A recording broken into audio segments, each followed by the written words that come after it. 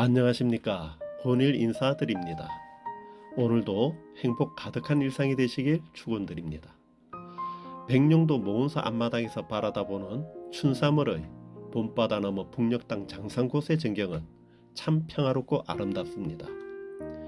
심청전의 설화에 등장하는 인당수가 바로 눈앞에 펼쳐져 있습니다. 하지만 지척의 거리이지만 언제나 가볼 수 있겠는지요.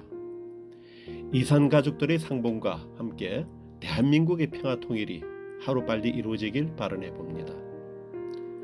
오늘은 부처님 오신 날 연등 공양에 대해서 말씀드리겠습니다. 서기 2024년인 갑진년 5월 15일은 부처님 탄생 2648주년이 되는 해입니다. 등공양에 대한 설명에 앞서서 부처님 탄생 2648주년과 불기 2568년의 차이에 대해서 간단하게 먼저 설명을 드리겠습니다. 현재 우리가 사용하고 있는 서기는 기독교의 예수 탄생 시기를 기준으로 만들어진 연대 표기입니다. 반면 불교의 불기는 1956년 네팔에서 열린 세계 불교도 대회에서 부처님께서 열반에 드신 시기를 불교의 기원 연도로 합의하여 만들어졌습니다. 그렇다 보니 부처님 열반 연도에 부처님 오신 날을 기념하는 조금은 불합리한 사항이 된 것입니다. 이에 세불교 운동에서는 부처님 탄생 시기를 기준으로 한 2648주년을 사용하고 있으니 참고하시면 좋겠습니다. 그러면 이제 부처님 오신 날 연등 공양의 의미와 연등 축제에 대해서 설명드리겠습니다.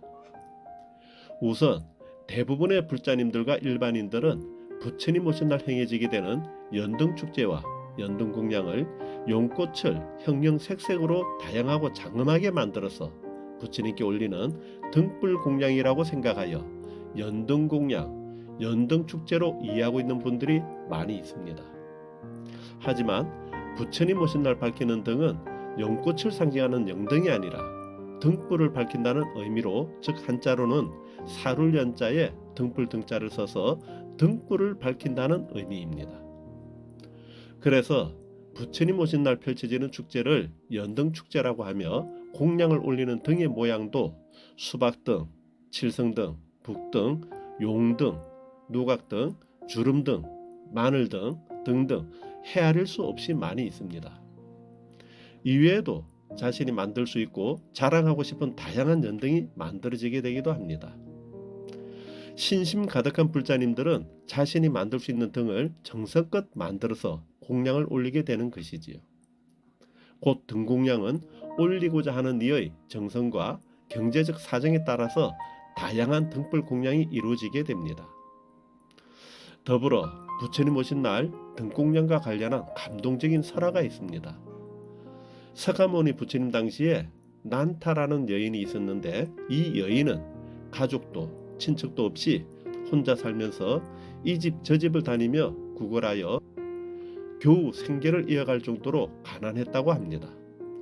그러던 어느 날 여느 때와 같이 구걸하러 나온 난타 여인의 눈앞에 온 동네가 축제 분위기로 들떠 있었습니다.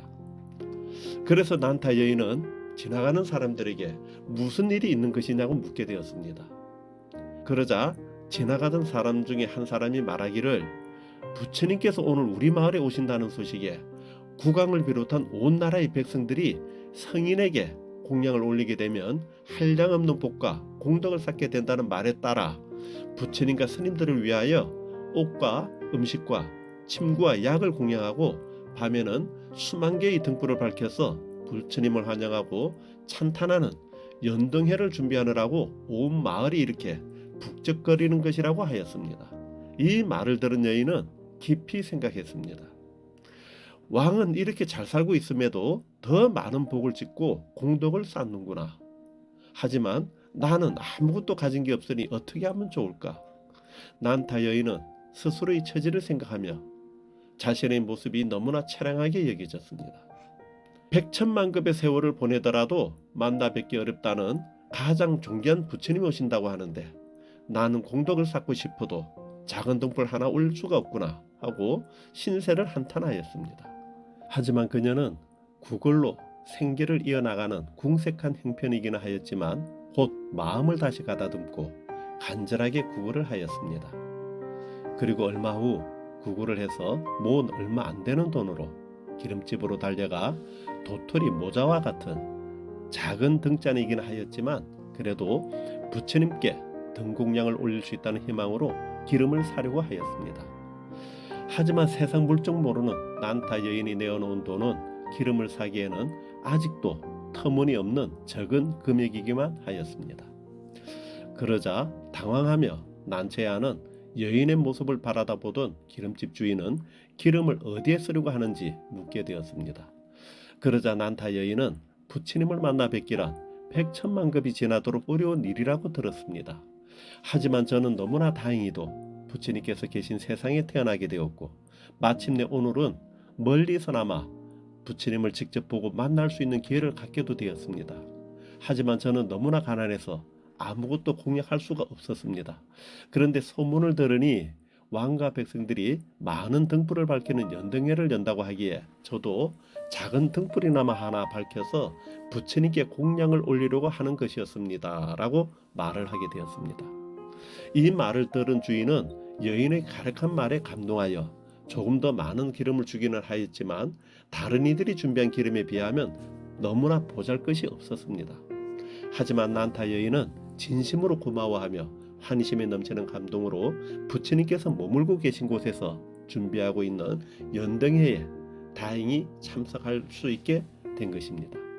그리고 난타 여인은 부처님께서 계신 곳으로부터는 너무나 멀리 떨어진 곳이기는 하였지만 어둡고 구석진 자리에 작은 등불을 하나 밝히고 부처님의 출현을 가슴 깊이 찬탄하면서 오늘 제가 부처님께 올리는 등불 공양 공덕이 조금이라도 있다면 다음 세상이 부처가 되어 그 지혜의 빛으로 모든 중생들의 어두운 마음을 밝힐 수 있기를 바라며 공양을 올렸습니다. 그렇게 밤은 깊어 연등에도 끝이 나고 등불은 하나둘 꺼지기 시작하였습니다. 그런데 멀리 떨어진 깊은 어둠의 한켠에서 오히려 더 밝게 환히 빛나는 등불이 하나 있었는데 그 등불은 난타 여인이 밝힌 작은 등불이었습니다. 등불이 다 꺼지기 전에는 부처님께서 주무시지 않기에 시자였던 아난스님이 가사자락으로 바람을 일으켜서 등불을 끄려고 하였으나 등불은 꺼지지를 않았습니다. 이때 부처님께서 아난스님에게 말씀하셨습니다. 아난스님, 부질없이 애쓰지 마시게. 그 등불은 청정하고 거룩한 여인의 넓고 큰 소원과 정성으로 밝힌 까닭에 결코 꺼지지 않을 것이다. 이 여인은 오늘 밝힌 등불 공양의 인연공덕으로 앞으로 30급 뒤에 반드시 부처가 될 것이라고 수기를 주셨습니다. 다음날 난타 여인은 부처님께 출가하기를 간청하였고 부처님께서는 그녀의 출가를 기쁘게 승낙하셨습니다. 위의 이야기는 현우궁의 빈녀 난타품에 나오는 등불 공양에 대한 이야기입니다. 위의 이야기에서처럼 부처님 오신 날의 연등 공양은 성현의 출현을 찬탄하고 과거, 현재, 미래의 업장을 밝히는 거룩한 불공입니다. 등불은 어둠을 밝히는 도구입니다. 어둠이 없다면 등불은 필요하지 않을 것입니다. 어둠이 깊으면 깊을수록 등불은 더욱 밝게 빛날 것이고 그렇기에 구석지고 어두운 곳일수록 등불은 더욱 필요하고 소중한 일일 것입니다. 세상은 내가 원하든 원하지 않든 밝음과 어둠으로 이루어져 있습니다. 어느 때는 좋았다가 또 어느 때는 힘들어지기도 합니다. 부처님께서는 쳇바퀴 돌듯 되풀이 되는 세상을 인연법, 즉 모든 결과에는 원인이 있으며 인과의 법을 벗어날 수가 없다고 하셨습니다. 사바세계의 삶에서 소원하는 바를 이루고자 하는 대상의 모든 곳은 어둠에 가려져 있습니다. 하지만 어둠이 없는 예외적인 두 가지 존재가 있으니 첫째는 태양과 같이 스스로 밝음의 주체가 되는 존재입니다. 둘째는 부처님과 같이 스스로 어둠을 걷어버리고 어둠을 용납하지 않는 깨달음을 성취한 존재입니다. 불자님 여러분, 우리는 거룩한 붓다의 제자들입니다. 우리는 완성된 빛은 아니라 할지언정 무명의 어둠을 걷어내고자 발심하여 붓다의 가르침으로 무장하고 노력하는 보살들인 것입니다. 우리가 부처님 오신 날을 맞이하여 준비하는 등불 공양은 얼마의 가치로 매겨질 수 있는 것이 아닙니다. 거룩한 부처님께 나의 소원을 등불로 표현하는 것입니다.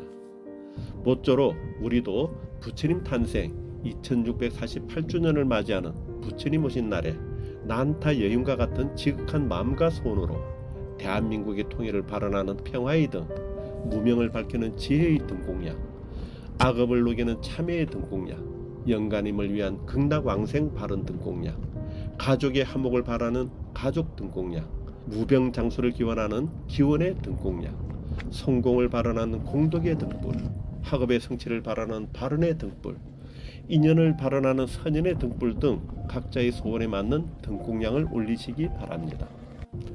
부처님 오신 날 밝히는 등공양을 인연하여 한 말씀을 더 보태면, 부처님 오신 날 올리게 되는 등공양은 꼭 불자들이 아니더라도 1년에 한 번쯤은 부처님 전에 등공양을 올림으로 해서 마음의 빛을 갚으려는 분들이 많이 있습니다.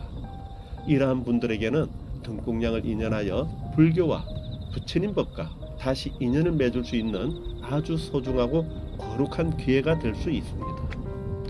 우리 불자님들께서는 주변에 이러한 분들이 이러한 기회에 등공양을 올리며 불법과 다시 인연을 맺을 수 있도록 조금 더 마음을 내어 인연을 맺어 주시길 바랍니다. 비록 백령도 모원사의 부처님 오신 날 모습은 도심 사찰과 같이 화려하고 장엄하지는 않습니다.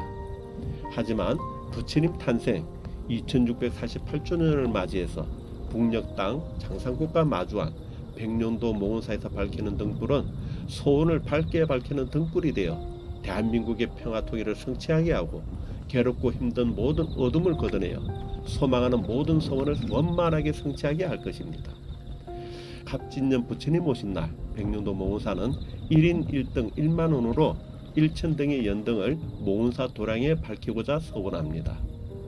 모원사 연등불사에 동참하실 분들은 이름, 생년월일, 주소를 적어서 모원사로 연락 주시거나 이메일이나 카카오톡으로 연락 주십시오.